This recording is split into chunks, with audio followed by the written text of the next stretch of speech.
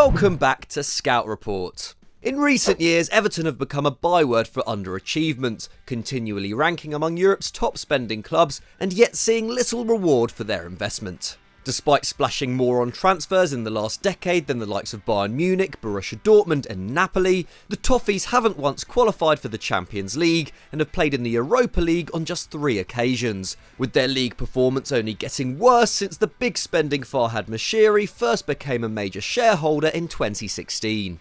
This has been the result of a muddled approach to both managerial appointments and player recruitment, which saw them go from Roberto Martinez to Sam Allardyce in the space of 18 months and spend sizable amounts on players like Yannick Bolasie, Morgan Schneiderlin, Theo Walcott and Alex Iwobi. But now they are finally threatening to turn a corner, with new recruits Allan, James Rodriguez and Abdoulaye Doucoure already signalling an uptick in performances and results. The club won its opening 4 league games for the first time since 1969-70, when they went on to win the title, and manager Carlo Ancelotti, who was under pressure in the summer following some poor form post-lockdown, now boasts a 54% win rate at Goodison Park, the best record since the all-conquering Howard Kendall in the 1980s. These are of course early days, and when you consider the Premier League's mid-table is at its strongest in years, a sustained challenge for the top 4 or even a top 6 finish is a big ask. But with the likes of Man United, Chelsea and Tottenham all looking vulnerable in the early weeks of the season, it's also not out of the question, which for fans of the Toffees is pretty big news. Let's take a look at how these new signings are helping transform fortunes in the blue half of Merseyside. Allan. One of the biggest criticisms of Everton in recent years has centred around the club's inability to put together a coherent midfield unit. They have often lacked mobility, for example when Gylfi Sigurdsson spent the majority of the 2017-18 campaign playing off the left, or have been incredibly soft-centred, as showcased last term when the sale of Idrissa Gueye and injury to Jean-Philippe Bamin left Morgan Schneiderlin as the club's only recognised defensive midfielder. Allan certainly solves the second of those problems. Having excelled as Napoli's midfield linchpin throughout the second half of the 2010s, the Brazil international has garnered attention from a number of Europe's top clubs over the years, making his transfer to Goodison a bit of a coup. During his time at the Stadio San Paolo, Napoli were one of the most possession-heavy, attack-minded sides in Europe, ranking top of Serie A for ball retention in every season between 2015 and 2020, and placing in the top 2 for shots in each of those campaigns as well, with both Ancelotti and Gennaro Gattuso not veering too far from the blueprint established by Maurizio Sarri. Allan was a key part of this, shielding the defence, pressing well and progressing play with his excellent passing. Essentially, he is an ideal replacement for Idrissa Gueye and could even represent an upgrade on the Senegalese midfielder. In 2018-19, when adjusted for possession, Allan averaged 6.3 tackles and interceptions per 90, marginally better than Gueye's 5.9, and also made an astounding 9.8 successful pressures a game, significantly up on Gueye's impressive 8, and a metric for which he consistently ranked first in Serie A. And once he had the ball, he made things happen too, ranking second in Ancelotti's Napoli side for passes into the final third with 9.2 per 90, and also placing second in the division for total passes into the final third, behind Marcelo Brozovic. He also ranked 4th for through balls, above more classic playmakers like Rodrigo de Paul and Luis Alberto. For comparison, last season at Everton, Andre Gomes led the way for balls into the opposition third with 5.6 per 90, and Gylfi Sigurdsson ranked first for successful pressures with 5.8. It would be unfair to expect the 29-year-old to replicate those world-class numbers straight away in a new league, not to mention in a team which is still finding its style. But the early signs are very promising. He is averaging 5.3 tackles and interceptions a match, and though he's pressing less often than ever before, still leads the squad for successful pressure regains, while his 31% success rate is the joint best of his career. And while his role at Goodison so far is much less concerned with finding teammates in the final third, his confidence and strength on the ball has brought control to the Everton midfield. The team's pass accuracy has increased from 78% last term to 86.8% in 2020-21, with Allan completing 52.7 a match, a higher average than what Fabinho managed for Liverpool last season. This has also seen the side's average possession skyrocket from 49% to 57%, while their defence is feeling the extra protection, conceding just 7.7 shots a match, down from 11.2 last term. Allan has already helped Everton go from a side which struggled to retain the ball to one which can dominate games. If he can keep it up, the players around him will only continue to benefit. Abdoulaye Doucoure. But while Allan has been crucial in stabilising Everton's midfield, he doesn't necessarily have the legs to drive the side forward single-handedly.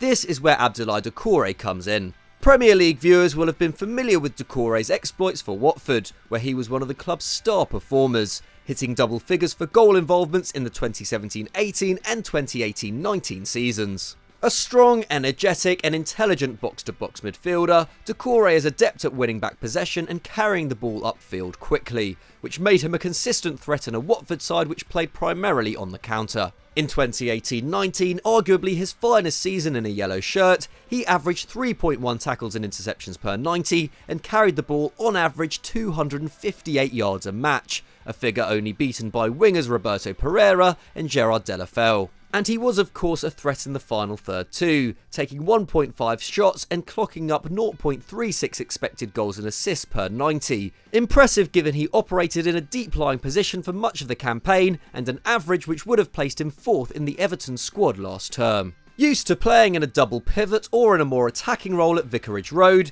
the 27-year-old has adapted well in a midfield 3 at Everton. Despite playing in a more dominant side, the Frenchman is actually doing more defensive work than before, completing 4.4 tackles and interceptions per game and making more pressures in the middle third of the pitch than anyone else in the squad. And while he is on the ball less than at his previous club, he has still made the Toffees far more effective in transition, offering more mobility and tenacity than a player like Tom Davies, who stylistically is probably the closest thing Everton had to him before. Last season, the Englishman made just 3.3 tackles and interceptions a match and was also attempting fewer pressures in the middle third of the pitch than Doucoure, significant when you consider Ancelotti's side were seeing much less of the ball and so were required to do a lot more defending. What's more, he's never offered the goal threat we know Doucoure possesses, registering a single goal involvement in over 2,000 minutes last term. Alongside the excellent Allan, Doucoure benefits in a similar way to when he was paired with the assured presence of Etienne Capoue,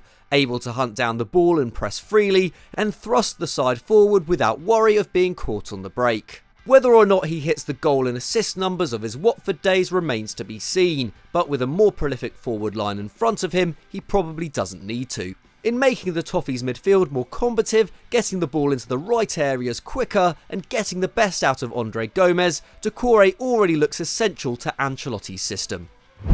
James Rodriguez. But even with the midfield looking as dominant and dynamic as it has done in years, it can only perform its function so well without a top creator playing off it. And so far, James Rodriguez looks like the real deal. The Colombian playmaker worked with Ancelotti at Real Madrid and Bayern Munich, and despite being afforded less and less game time over the last few years due to injury and team selection, has still created at least 3 chances per 90 for the past 6 seasons in a row. So while he clocked up just 500 minutes of football in 2019-20, his quality hasn't dipped, and he has been Everton's star performer in the early weeks of the campaign, averaging 3.3 key passes per 90 so far. For context, their top creator last season was left-back Lucas Digne, who put up 2.1 key passes a match, with half of those coming from set pieces, while Gylfi Sigurdsson, who is also reliant on dead ball situations, came in at a close second. Everton have simply not created enough from open play in the past, and James has injected new life into a forward line which was showing promising signs last term.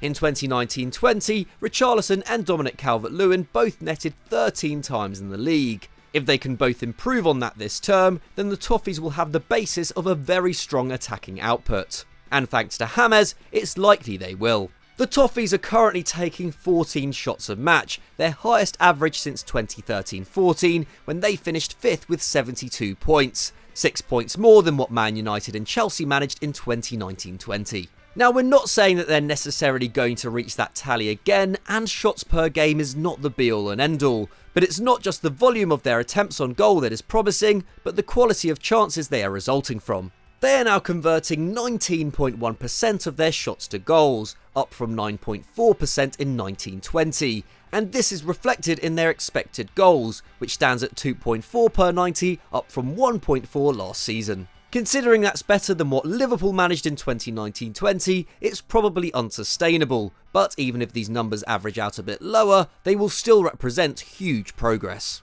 And just like Allan and Doucoure, James' all-round quality has helped the side to retain possession better too. Not only a creator, he also drops deep to help progress play, completing over 2 dribbles a match, as well as 10.9 progressive passes and a super impressive 8.1 long balls, which he executes with a staggering 88% accuracy.